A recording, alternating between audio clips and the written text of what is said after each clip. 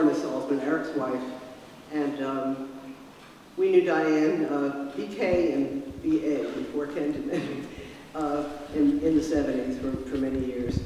And we did lots of things like picking ticks off ourselves in the Shonik, which Diane was one of the first people to discover, gleaning big cabbages from the fields.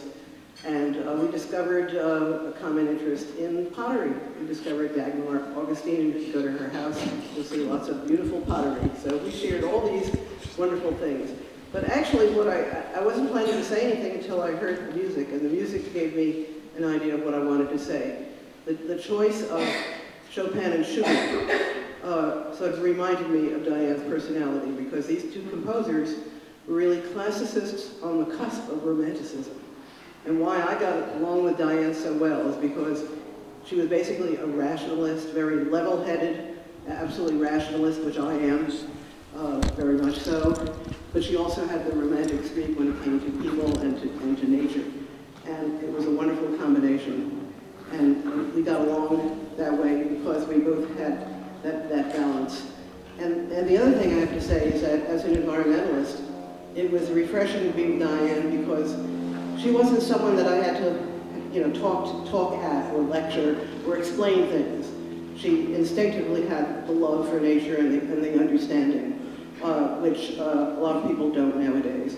So we just, mutually understood each other. We understood what the world's problems were and what the beauties were.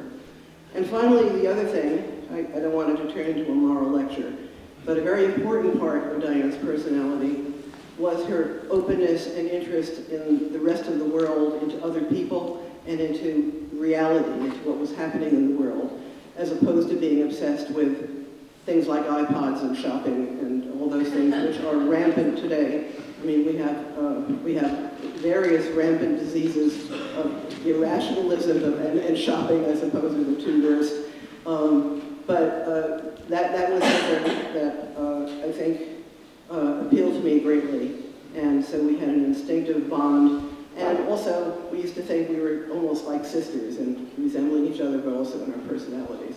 So I miss her very much. Thank you. I thought I should say something because Alex is one of my best friends, and I love you guys. So I'd like to say a few words about love. What comes to mind when somebody says, "I love you"? What does that mean? I think that any parent, husband, wife, son, or daughter can tell you that love means sacrifice. Love is devoting your life to another person. Sometimes, love means finding out that you have cancer and continuing to act as a parent because you have a responsibility to your family. And not just a responsibility, but you do it because you want to, because you care about those people. Sorry, I lost my place. It can be a 17-year uphill battle, but in the end, it's worth it. Love is holding on when letting go is so much easier. But then sometimes love is also letting go. Because when you love somebody, all you want is what's best for them. And sometimes what's best for them is moving on and becoming okay with being happy again. It's not easy. It's not going to happen overnight. It's not going to happen in a couple months. But it will happen. And I love you guys, and I'm here for you. Thanks.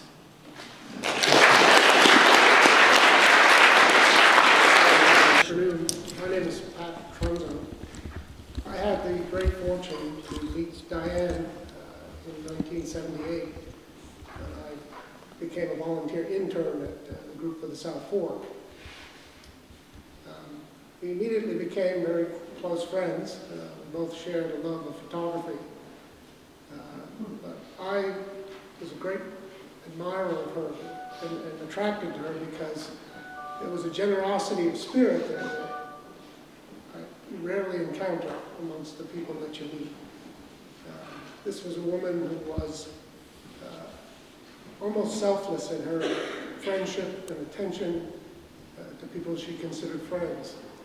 And she took a great delight and joy in introducing her friends to all the great things that she loved and the other friends that she loved.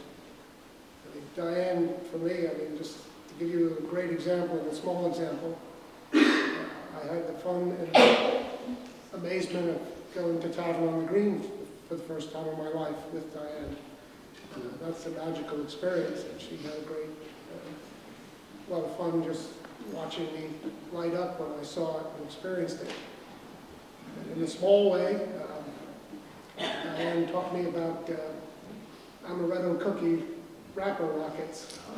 We had fun with her that way too. We had a great, we went through a whole box of them. Fighting the reaction would go on.